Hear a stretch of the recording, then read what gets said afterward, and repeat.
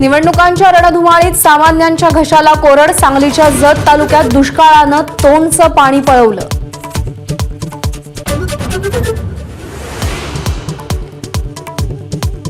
वडेट्टीवारांचे आरोप खरे. निकमांवर देशद्रोहाचा गुन्हा दाखल केला. हू किल्ड करकरे पुस्तकाचे लेखक माजी पोलीस अधिकारी मुश्रीफांची मागणी. आरएसएस निकमांनी कोर्टाची दिशाभूल केल्याचाही आरोप.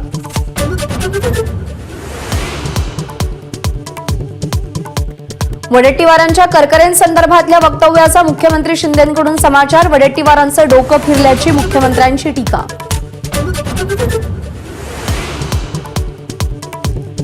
आनंद दिघेंचा खरा शिष्य नरेश म्हस्के. मुख्यमंत्री शिंदेंचा राजन विचारेंना टोला. तर दिघेंकडून ठाणे जिल्हाध्यक्षपदही काढून घ्यायचा कट होता. मुख्यमंत्र्यांचा आरोप.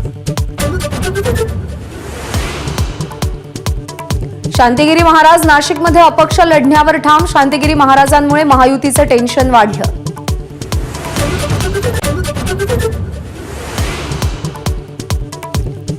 उज्ज्वल निकम यांच्या प्रचारावेळी मुंबईमध्ये ठाकरे गट आणि महायुतीच्या उमेदवारांचा राडा.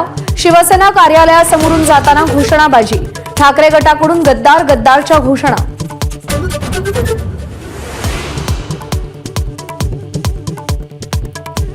तिसऱ्या टप्प्यात 11 मतदारसंघांसाठी उद्या मतदान. बारामतीसह रायगड, रत्नागिरी, सिंधुदुर्गात मतदार राजा आपला कौल देणार.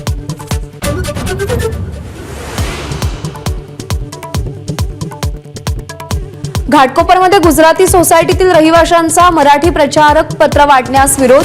महाविकास आघाडीचे उमेदवार संजय दिना पाटलांच्या प्रचाराला विरोध केल्याचा ठाकरे गटाचा आरोप.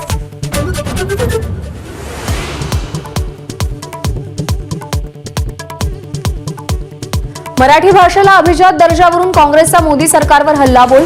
10 वर्षांपूर्वी प्रस्ताव पाठवूनही केंद्राचा निर्णय नाही. जयराम रमेश यांची टीका.